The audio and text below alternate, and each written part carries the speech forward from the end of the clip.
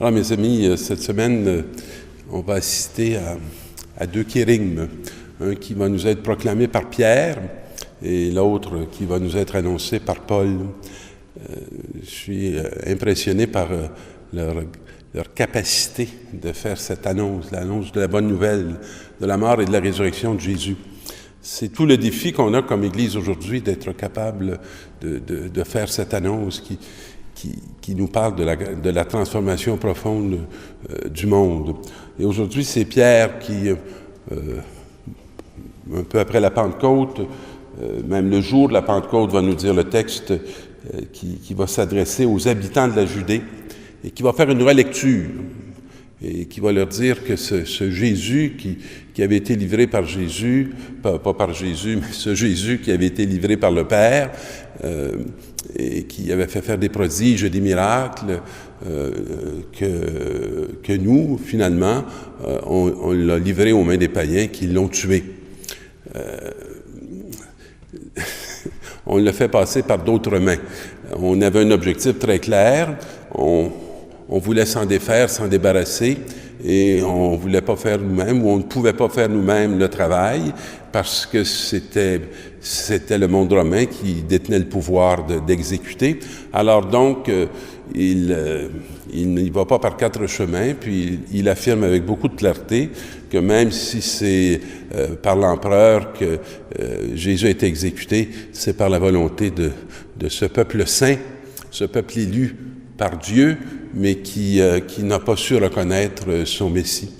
Bien, Dieu ne l'a pas gardé captif de la mort. Et lorsqu'il fait cette relecture, il prend quand même de grands risques. On voit que l'Esprit a travaillé dans son être, dans son cœur, dans sa chair, parce que Pierre n'est plus le même. Il est maintenant tout voué à sa mission et à sa mission de prédication. Et Paul va reprendre, lui, que celui qui donne vraiment sens à notre vie, puis qui est venu changer et transformer le parcours des vies sans but que nous avions, ben c'est le Christ. Et il laisse pas entendre qu'il y a 1000 moyens pour trouver un sens à notre vie.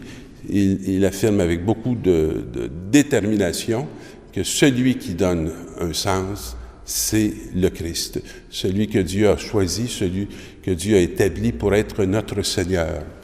Et dans l'Évangile, qui est une page qui est bien connue, si je vous dis les disciples d'Emmaüs, vous allez probablement savoir assez bien de quoi il en revient. Alors, cet Évangile va nous faire aussi une relecture, et ce qui va être intéressant, c'est que Jésus va commencer par prendre le temps d'écouter des personnes qui, tout tristes, un peu dans le désespoir, vont quitter la communauté de Jérusalem pour s'en aller dans cette autre cité du nom d'Emmaüs. Et comme les événements viennent de se passer, Jésus leur dit « De quoi vous parlez en chemin? » Et c'est une question qui pour moi revient souvent à mes propres oreilles. Des fois, je m'écoute parler moi-même, puis je me dis, de quoi je suis en train de causer? Ou des fois, je demande à des proches, de quoi vous causez justement? De quoi on parle? Non? Qu'est-ce qu'on est en train de dire? Parce que bien des fois, ce qu'on est en train de dire nous échappe. Et si nous en étions bien conscients, peut-être nous n'en serions pas nécessairement très fiers. Alors, mais Jésus va prendre le temps de leur dire, de quoi vous causez, de quoi vous parlez? Et puis eux vont s'arrêter. Ils vont s'arrêter, le visage triste. Puis on peut comprendre qu'ils avaient une grande espérance dans ce Jésus, qu'ils avaient pensé probablement invulnérable, qu'ils avaient pensé très différent de ce qu'était le projet du Père. Et ils vont, je dirais, très simplement s'ouvrir et dire à Jésus ce qu'il porte, et comme il les porte, et comme il le porte. Et après les avoir longuement écoutés, Jésus va arriver avec cette première affirmation, « Au cœur insensé et lent à croire ». Alors, un cœur insensé, un cœur qui n'a pas le sens de Dieu, qui n'a pas le sens de la réalité, est lent à croire, donc est lent à vous fonder, est lent à vous asseoir dans cette belle histoire du peuple d'Israël et de tout ce lien que je dirais privilégié que Dieu a avec son peuple qu'il n'a jamais abandonné, ni au désert, ni en Égypte, ni devant les grands défis de son histoire. Il a toujours été là, il a toujours été agissant. Et de se mettre à lire dans les Écritures tout ce qui le concernait. Est-ce qu'on se sent concerné par les Écritures? Est-ce qu'on sent que dans les Écritures, il y a des paroles qui s'adressent à nous très directement et qui viennent éclairer, je dirais, la vocation que nous avons d'être chrétiens, qui viennent éclairer des moments de passage que sans eux, on est incapable d'accomplir, et de dire tout ce qui le concerne, et eux de lui dire « Reste avec nous, car le soir vient et déjà le jour baisse. » Dans nos vies, c'est sûr qu'il y a des lumières qui ne peuvent pas éclairer longtemps.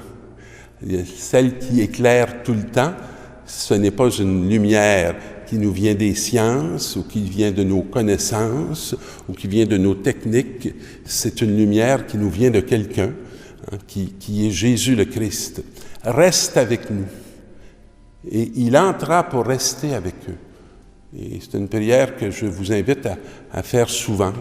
Reste avec nous. Et il entra pour rester avec eux.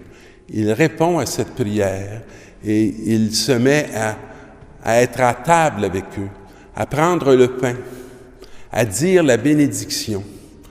J'aime entendre Jésus prendre le pain de ma vie, le pain de mon histoire, à prendre le pain de la vie et de l'histoire de mes frères et de mes sœurs, et à dire merci au Père, à bénir, plutôt que de maudire, à bénir le pain, puis de le rompre et de le partager. Et leurs yeux le reconnurent. Pour moi, c'est un beau moment eucharistique, et je pense que ces moments eucharistiques que j'ai la grâce d'avoir chaque jour dans ma vie, c'est un moment où mes yeux sont appelés à s'ouvrir, à reconnaître que Dieu demeure non pas à l'extérieur de ce monde, mais dans ce monde, et qu'il y a beaucoup de raisons de bénir chaque jour, et que si j'apprends à bénir ma vie, j'ai comme une vie à partager qui devient réjouissance pour les autres, qui devient passage de ténèbres à la lumière.